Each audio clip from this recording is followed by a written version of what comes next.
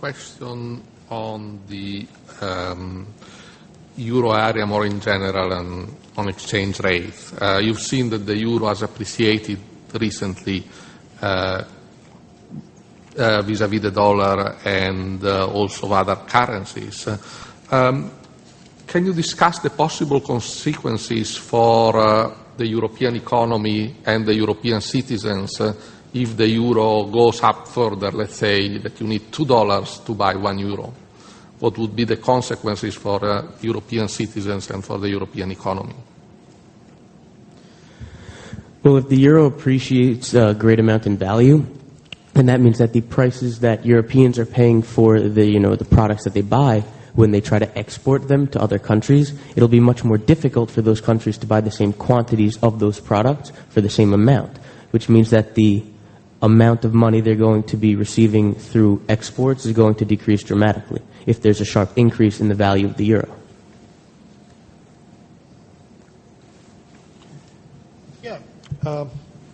In your presentation, you have stressed the case for not joining the ERM2 and not moving toward monetary integration with euro area. And you made quite a compelling case. What I haven't heard is why should the Czech Republic move in the direction of monetary unification with respect to the euro?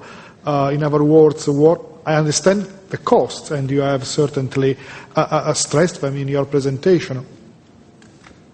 Let me give you the chance of correct this in terms of telling us what you think are the main benefits, if any.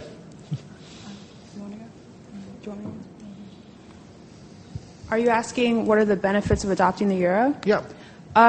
Well, the Czech people would be able to trade more freely with other member states within the euro area and benefit from everything that all the other countries within the euro area have benefited from since they adopted the euro. And having the singular currency throughout the eurozone promotes more cooperation between the countries because now their economies are all related to each other. They must realize that everything that one country does affects the entire eurozone, and it can help their economy become even stronger because now it's related to all these economic giants within Europe. In addition, I believe Ben mentioned something about the unemployment rate being very high within the EU, and it's also very high within the Czech Republic. And by adopting the euro, they're opening up their economy not only for trade, but also for the labor markets to move to other countries, and so people can start working there, and that will lower the unemployment rate within the Czech Republic. I'd like to add to that. On a business transaction level, having a common currency is an important part of expediting exchange processes. And in a country such as the Czech Republic that's trying to draw on foreign investors after it needs to rebuild its economy from the fall of communism, that is an important issue. A follow-up to Paolo's question. Suppose that you are the Czech government and you have to decide when to adopt the euro, and you can choose between, let's say, 2010 and 2018. What would be your choice and why? Well, ideally, you want to try to adopt the euro as quickly as you can, because with the euro come benefits. But to do that, you need to be in the ERM2, which the Czech Republic isn't in. So had I had the option and I'd been the Czech government, I would love to have the euro as soon as 2010. Whether or not that's, realistic with joining the ERM2 and such is another issue. So are you saying that if a Maastricht criteria did not exist, it would be easier for the Czech Republic to integrate with the euro area? It would be a good idea? Well, in reference to the ERM2, I mean, when they join the ERM2, in that criteria, they're going to be putting their economy on the line because there's been a trend of progression. They've really increased their economy. It's growing very well.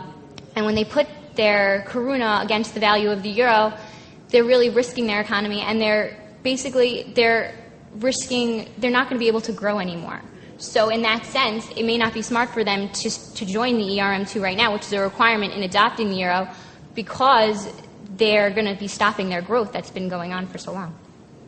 See, within the Czech Republic, if I was on their government, I would wait until 2008, which is when they have projected to enter the ERM2, and see how all the other aspects of the economy are.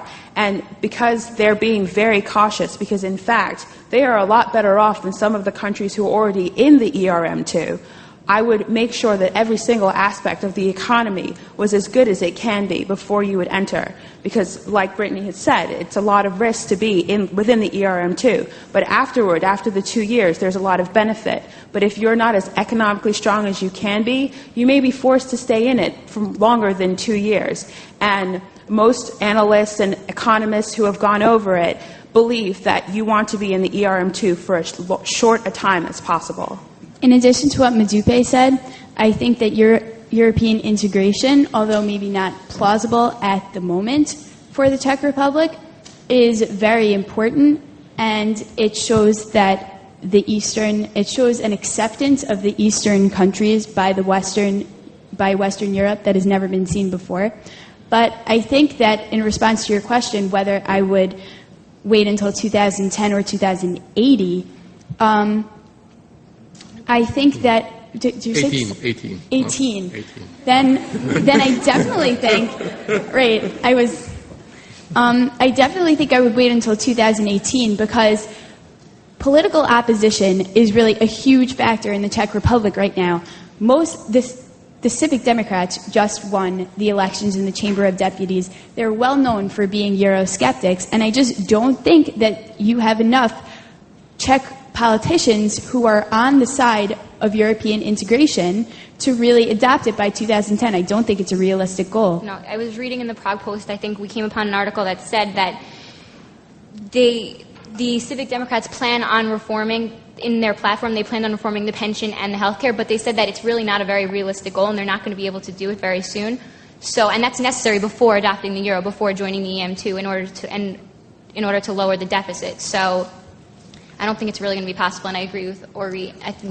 It should be adopted in 2018, not 2010. In addition, the Prime Minister on the way in is a noted civic Democrat and Euro skeptic. So before June 2nd and 3rd, we had a Czech president who was a Eurosceptic, but a Czech prime minister that was very pro-European integration. And now we have both a president and a prime minister who are Eurosceptics.